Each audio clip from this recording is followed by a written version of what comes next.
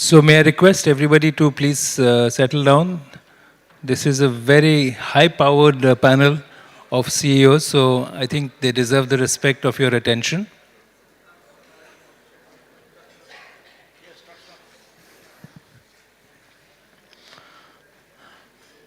The subject before us at this session is at a macro level, how does India reach 2047 and be a developed country by then? That's a national goal. And that cannot happen without a collaborative approach between industry, policymakers, academia, and regulators. So here we're going to be exploring some of these themes. What are the ways in which India can move ahead? What is being done? How do you invest in India for India? I'm going to begin by requesting Mr. T.V. Narendran to start. You've been in the leadership position for several years, Naren, but also for a very core sector.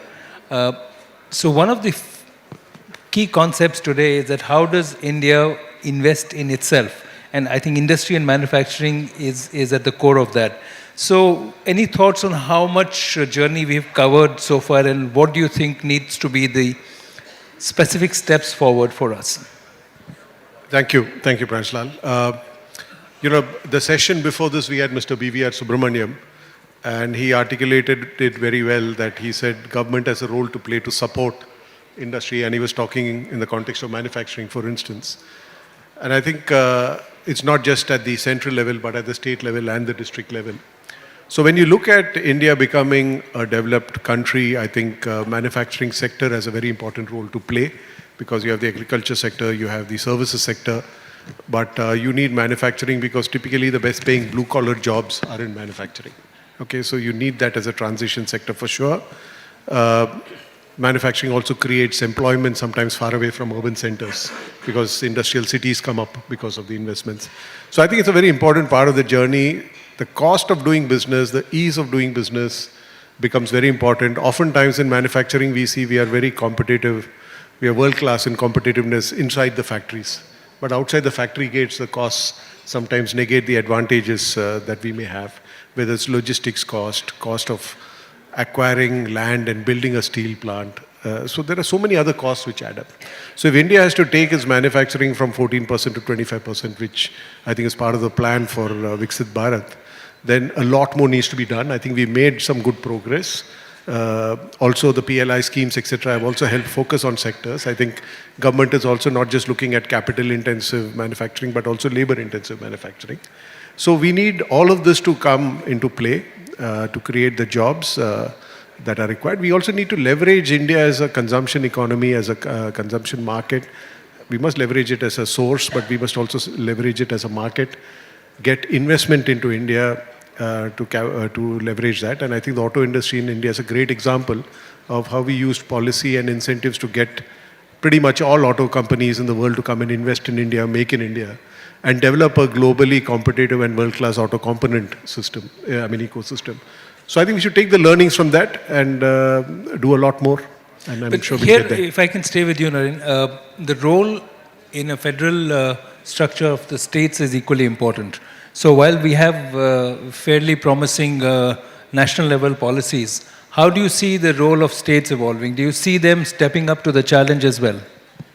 I think it's happening differently in different states. And again, Mr. Subramaniam made a wonderful point when he said that more than the investment summits, you need to make sure that the day-to-day experience of the manufacturing sector, particularly the MSMEs, are made easy. And he said the states which have done that are the states which are attracting investments. And he gave some examples of how people will go where their day-to-day life can be easier. And that's what they look for. And that's why some states get more manufacturing investment than the others. Mohan, I'm going to come to you. While you're recognized as a technology leader for several decades, I'm going to speak to you as an investor. Because, money drives the growth, money drives entrepreneurship and shapes the world in many ways.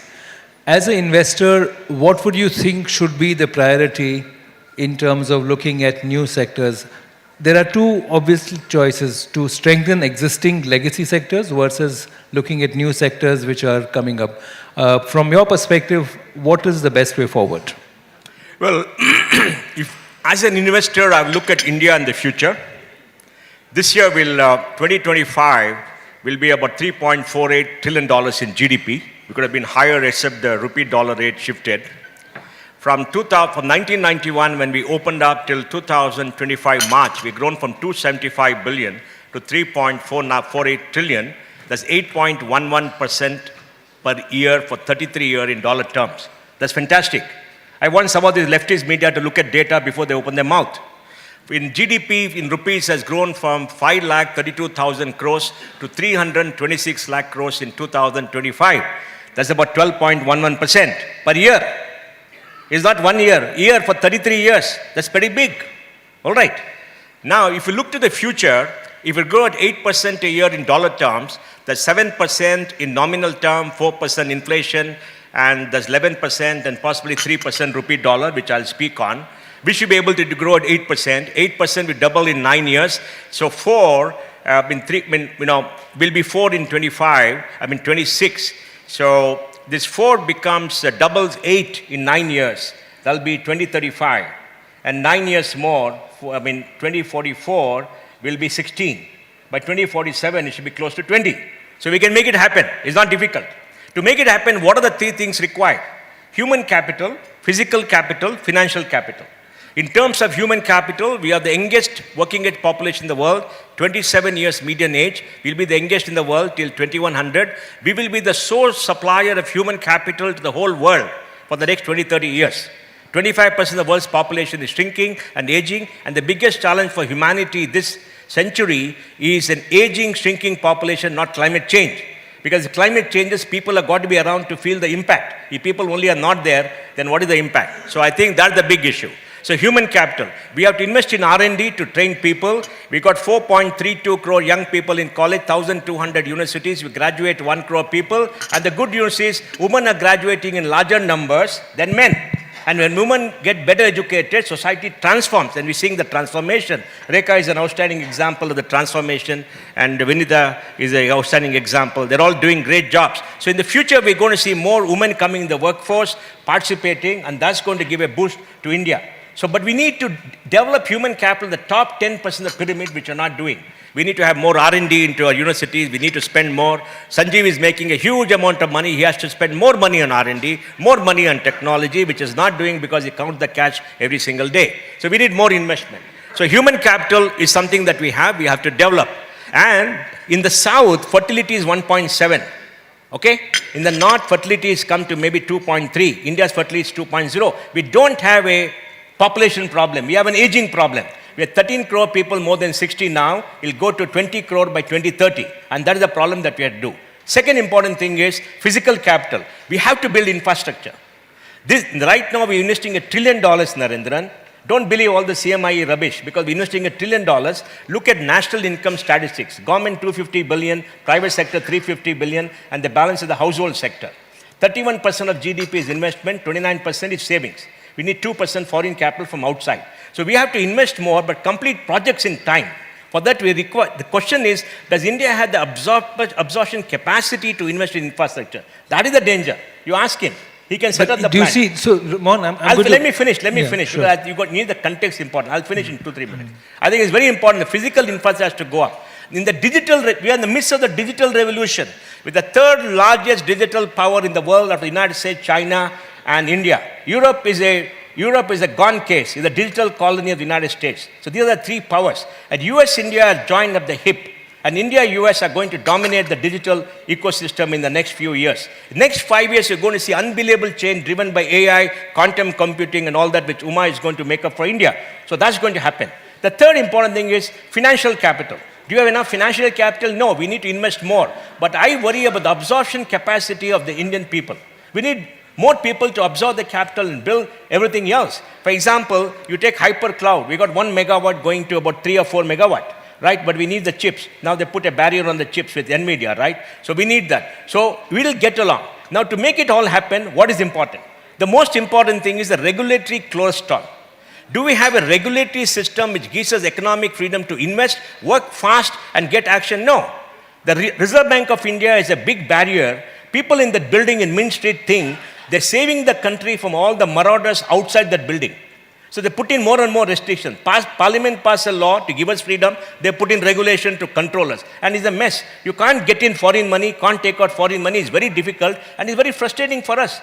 We are oppressed by regulators. Stock market, enhanced regulations. IRDA, more regulations. That's the Prime Minister said you must remove the regulations and set the people free. So we have to invest more for the future, but absorption capacity. We have to, for example, do better in regulations. And the third thing is we have to globalize faster. I want Narendran to export 40% of steel that he manufactures. He's going to manufacture 50 million tons, possibly by 2030. He has to export 40 million. The Chinese manufacture 1 trillion tons, right? I mean, no? Almost billion. I'm sorry, 1 billion tons. 1 billion tons. We do 150, they do 1 billion. And look at us, we are the second largest in the world, China 1 billion. China makes 2.2 billion tons of cement. We make about 450 production, 650 capacity, second largest. We are the third largest automobile, 5.2. It is China, US, and India. Largest in two-wheelers at 21 million. In power, we are the third largest, China, US, and India. And we have $550 billion of manufacturing, fifth largest in the world. I hear somebody saying, oh, you got to make these silly drones and take it up and all the thing. And they were all Chinese drones, right, Uma? We are making drones. We're doing all that. But where is the panam? Give us the money. We don't have money for innovation. And the money has to come from innovation, from financial institutions, which regulations don't allow. Government has to put in more money. Pranjal, Government of India and state government spend 9 lakh crore as subsidies. My state of Karnataka spends 1 lakh crore. Our Chief Minister gave a 56,000 crore of subsidies in freebies last year. We are broke in Bangalore. We can't go 2 kilometers. He gave away all our money. Now we have to put in infrastructure and we have to reduce all this. If we do this, Vikshit Bharat will be a reality. But let me say this. Whatever happens, we'll still make it. And we'll be a great power by 2047. We are the third largest power in PPP today, $17 trillion. China is 36, US is 26. We will be the third largest because by 2047, we can't overtake China. We can't overtake, but be a very dominant power. And the digital revolution, we will be right at the top. Thank you, Mohan. I think this is the best summary at the beginning of a session you can ever get. So usually it happens towards the end, but thanks, Mohan. I have, maybe a million more questions for you, but Sanjeev, coming to you. You don't have to respond to Mohan, but No, I think, Pranjal, you need to summarize the summary. So, talent and human capacity, Sanjeev, the key issue today is that everybody talks about it, but I think we have quantity but not quality of talent. And I think that becomes a question of relevance. If you have agentic AI, with everything is being automated coming through, you have 13, he talked about 10 crore, which is the number of people who are graduating, but when they graduate, everybody talks about agility in skilling and upskilling. But what happens is that within the enterprises, there is no agility for people to move around from one function to the other. So, there are several challenges. How do you ensure that talent that we talk about becomes far more infused with the relevance that India needs? So look, there is no one silver bullet, right? You need obviously to seriously, number one, upgrade and overhaul the quality of the education institutions that you have. There are some very good ones. There are a larger number of good but not very good. But at the bottom of the pyramid, you've got a whole bunch of people who are going to education institutions at school and higher education levels that really, frankly, are not at all good. So you will have to, I don't think it's a human solution. It's a mammoth task. There may be some human intervention, but ultimately, I think you have got to leverage technology for this, right? To get people to educate themselves better, right? I also think that a lot of skilling, see, we talk about skilling. The truth is every skill is picked up through repeated practice. So if you want, take a look at even the engineering entrance exam, the IT entrance, right? You repeatedly practice those maths questions to internalize the concepts. And that's how you develop mathematical skills. So repeated practice is important. Now, repeated practice does not happen inside the classroom for workplace skills. It happens in the workplace. So I think the apprenticeship program that the government has introduced, if implemented well, if scaled up well, I think can do a lot. But Sanjeev, a quick feedback from private conversations with several business leaders is that the apprenticeship program looks good, but it'll be a lot of money going to people through a structure. But perhaps the skills which can stay with the people for a longer period may not come through. And there seems to be some resistance from the industry to absorb and embrace this apprenticeship program. Look, you can't force it faster than is natural. But we ourselves, I'll tell you, little example. About 15 years ago, we were approached by this lesser known business school, and they were trying a new concept, which is they will teach from 8 a.m. to 12 noon in the classroom, and they wanted their students to work from 1:30 p.m. till 7 p.m. in a company, right? And get paid a stipend, right? And they kept approaching us and we kept saying no. And finally, we said, let's try it. We took 6 people in sales roles. This is not manufacturing blue-collar apprenticeship. This is sales role. And their job was to just tail the salespeople. First 3 months, they tailed the salespeople. Next 3 months, they were writing proposals themselves and corresponding with clients directly, corresponding. After about 9 months or so, they were allowed to make independent sales calls. After 12 months, we made all of them an offer and said, listen, just quit your second year. You don't need to do it, just join us, right?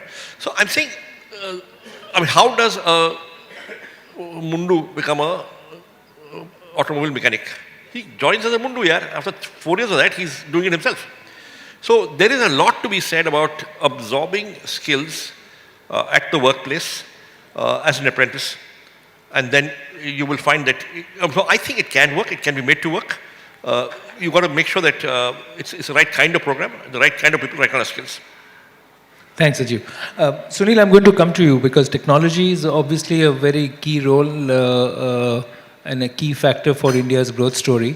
But now I think there is a lot of talk. Sometimes one gets the feeling that we are on a hype cycle where everybody says, AI is changing everything. But there also seems to be a gap between the walk and the talk. What can you say from your experience? What can be done to deepen the absorption and deployment of relevant technologies in Indian industry? I think there is also the relevance of the business case for it.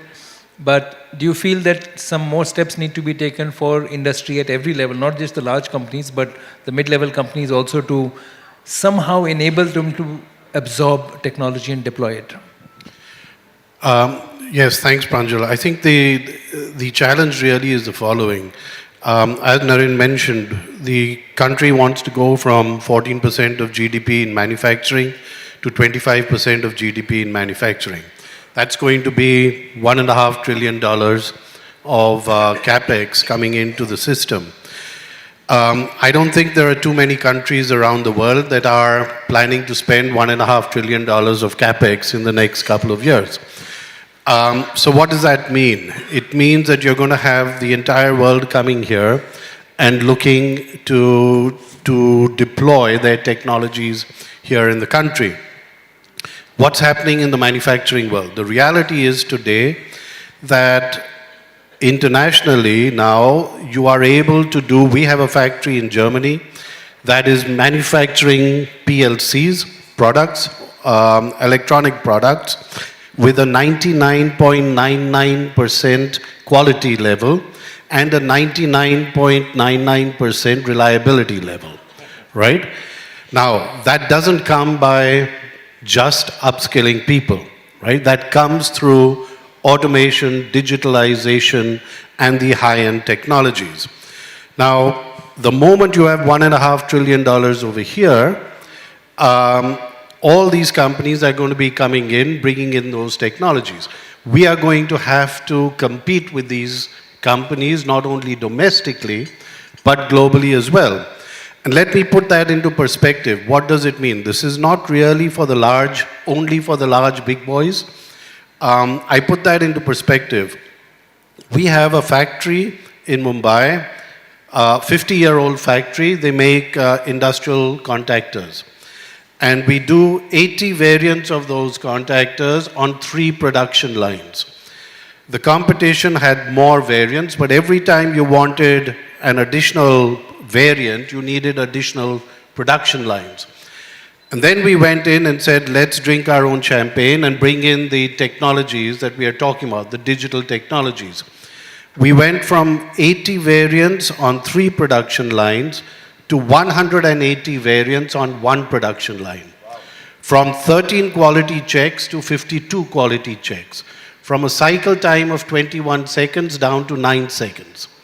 Now think about 60 million small and medium enterprises who are strapped for cash, for capex, and also for space. If you are able to bring technology to them that enables them to do more with less, you open up a completely new environment for them. And this is just one example. I've got multiple other examples of the strength of the technology. But this also means if we don't adopt that technology, others are doing it, and we will be left behind. So I think there is going to be a pull and a push effect. Industries will need to adopt latest technologies to stay ahead of the curve. We are talking about exports. We need to increase exports in the country. That can only happen if we are able to produce quality products, not 75, 80% of the time, but 100% of the time. And that means it's not only the big guys, but it means it's the entire ecosystem, the entire supply chain. Everyone right down to the last manufacturer of the nut and the bolt will have to be linked into an integrated manufacturing system. But how does that happen? I'll come to you, Sanjeev. How does this happen, Sunil, in terms of what are the challenges you see which need to be overcome for the entire ecosystem to absorb and accept technology? Because that's been a story for a few years now. So I think it's multiple areas. I think Mr. Pai mentioned it. We first need to get infrastructure right? Without you don't have digitalization if you don't have electricity, right? It's a fundamental requirement. So we need to get the infrastructure right. We need to get logistics right? We are running at 12-13% of GDP on logistics. We need to bring that down to 8 or 9%, right? So we need to get the logistics right. We need to be able to change our mindsets and understand over here what's going on in the global world, and that what got us here will not necessarily take us there. So I think it's a mindset change. A lot of the small and medium enterprises believe digitalization is only for the big boys, and that's absolutely not true. The biggest beneficiaries of digitalization could well be the small and medium enterprises. Sanjeev and then Mohan. Yeah, no, I want to just add to the answer I gave earlier on apprenticeship. Look, if you look at, Mohan's a chartered accountant, right? So what is the articleship in chartered accountancy? It's apprenticeship. Okay. Why is a medical college always attached to a hospital? And why is there residency? It's all apprenticeship. What do junior lawyers do when they join law firm first?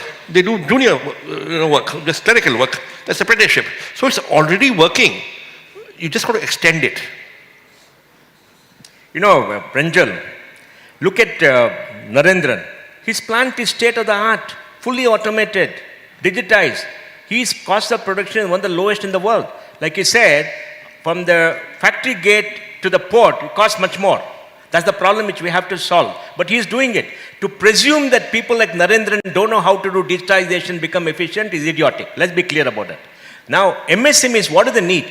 They need equity capital. We don't have risk capital.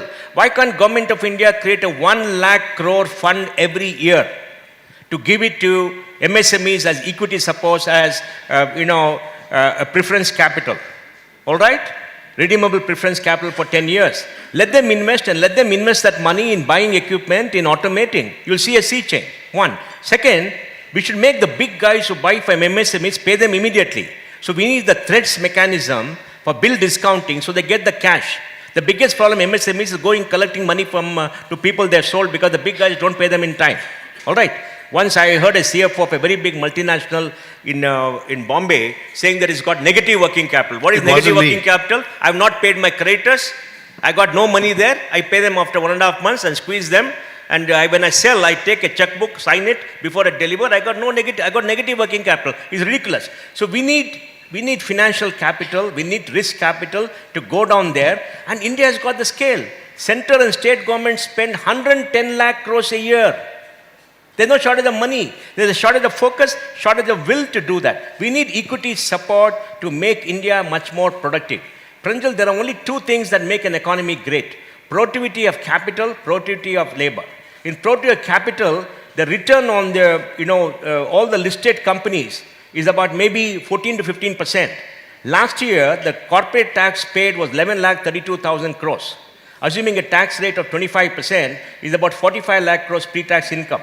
On about 296 lakh crores, 45 lakhs is 15% pre-tax income on GDP. These guys are making money head over heels. They need more competition. But MSMEs, you must give them the funding. The risk capital is a big thing, and we have to do this publicly, because like you give 9 lakh crore subsidies, why don't you give 1 lakh crore for manufacturing for the MSMEs? They'll produce jobs. Now we got this internship program. I just read on the card that 1,15,000 young interns have joined. Like Sanjeev said, we need apprentices going up to maybe 20 lakhs a year, which is possible, but they have to spend money. They should spend money 10 years back, because we've been telling them apprentice karo. They give skill, give it to consultant, they do beauty and all that nice stuff. They have classrooms and they spend the money. So we need a refocus. We need people like Narendran and people like Sanjeev to sit in government and make this country work. Okay. Like Elon Musk. Like Elon Musk. Yes, absolutely. We need Elon Musk. Sanjeev, you're the right guy. So we're talking about a career change discussion also over here, for Naren and Sanjeev. Naren, I want to come to you a little bit on a related track about the India's place in the world.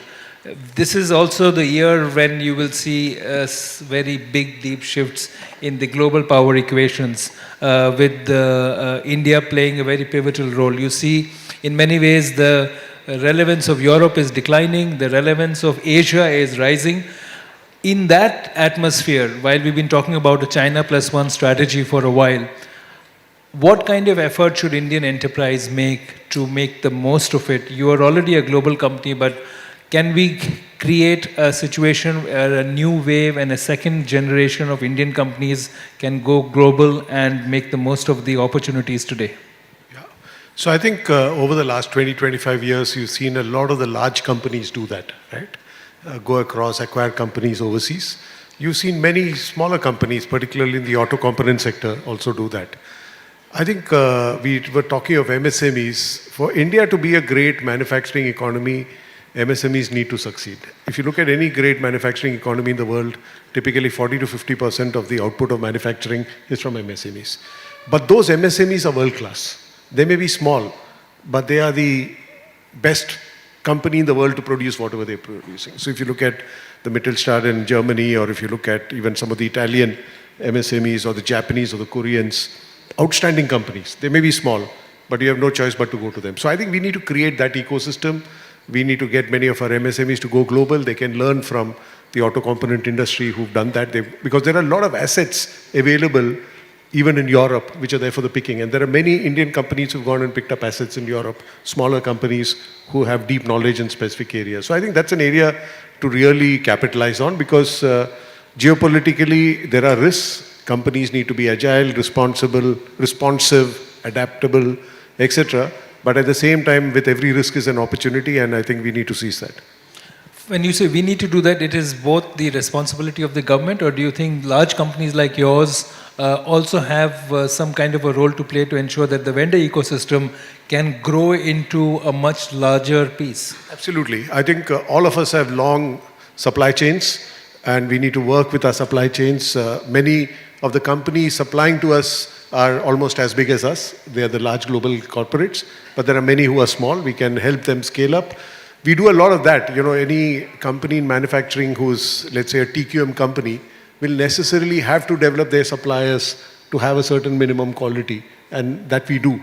And some of those companies, are ready to really go out there. Obviously, from a regulatory environment, we need to make it easy for people to invest overseas and things like that. And I think that that's there. I see many smaller companies going overseas, picking up assets overseas, companies who have the technology and the knowledge and in fact using them to service clients in India. Sanjeev? See, my view, Pranjal, is that any company, whether big or small, will do what the management believes or thinks makes business sense. Right? Short run, medium run, long run. So it is really, I think, up to the government and policymakers and people who are in charge of the regulators to create conditions that it makes business sense for Tata Steel to do what you are asking it to do. They're not going to do it out of, they will do something out of CSR, but that's a small amount. Okay, but ultimately it's to make business sense, yeah? And the government has to create conditions that it makes business sense. Thank you. Sunil, a quick view from you as a global corporation. How has India, if I were to map it on an XY axis, how has India moved on the radar of Siemens in the last few years? And where do you see it heading now? I think the last 5 or 7 years has really changed the mindset of many global companies, including our own. India was always perceived as a land of opportunities, a country that had opportunities, has opportunities, and will always have opportunities. But that rarely gets converted into numbers in your books. And I think the last 5 or 7 years has changed that perspective.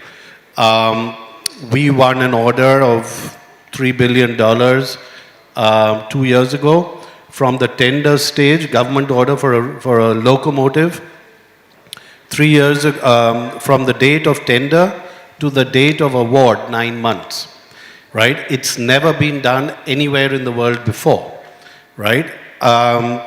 It was the largest order that Siemens won globally for locomotives. So it shows India can do it.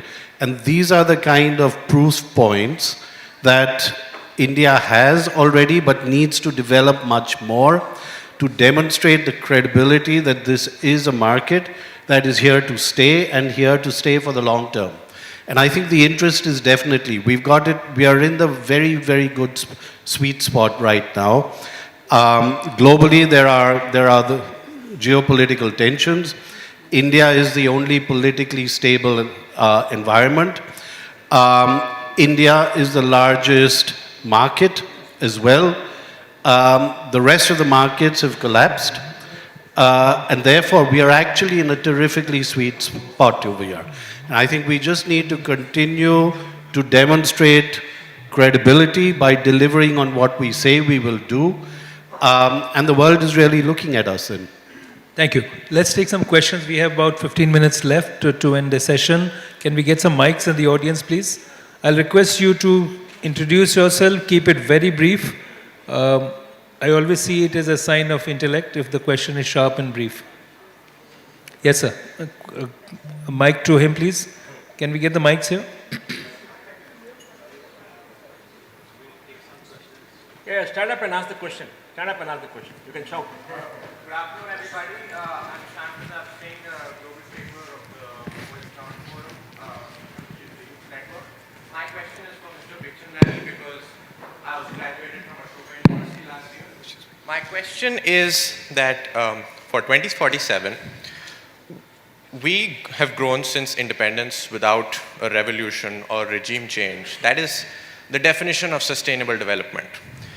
And for 2047, what are the areas where we can invest, like what China did in EVs, which is like a new frontier, which is some place which we can own as exploring it as something that's not been done before, and sort of instead of playing catch up. So what would you identify as the areas in which we can sort of explore the frontier ourselves? So the most honest answer to that question is, I don't know, right? Now having said that,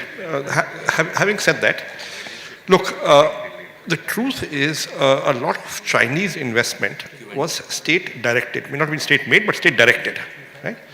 A lot of the capacity creation, especially infrastructure, was state directed. So you had a bureaucrat sitting somewhere and say, itni capacity unchi, and here's the investment, right? India is, for whatever you might say, the post-independence, mixed economy, has largely been private sector. And at least last 30, 40 years, largely private sector. So really the market will determine. Now, what do I see? I see a lot of startups. Okay, because that's what we invest in startups. So we see about 1,000 startups a quarter, and we invest in 2 or 3. We've done about 120 so far in the last 15, 16 years investments. And what I see happening in AI, not foundational models, but applications. I see AI going everywhere. I see a fair bit of activity beginning in deep tech. Right? Now, can India produce a DeepSeek? I don't know. Maybe it can, but maybe it can't. We don't know. We'll find in the next few years.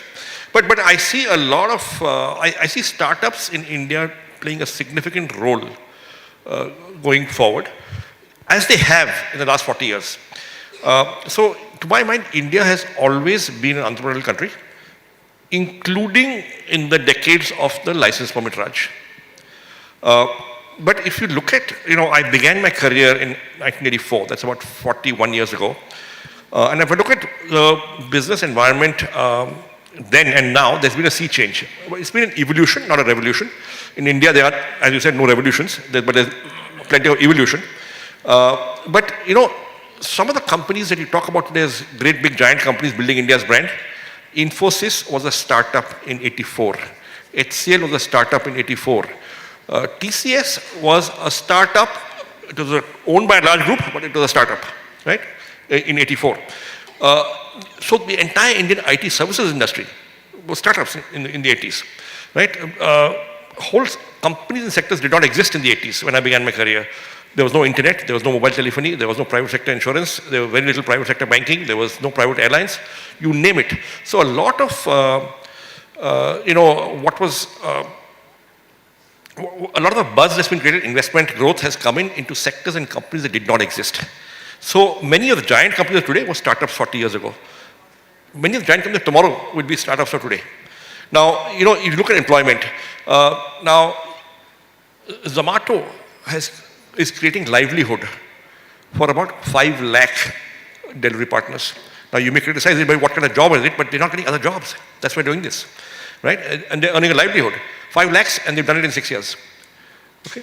I think Tata Steel and the steel industry is great. It's fantastic. It's a pillar of the nation.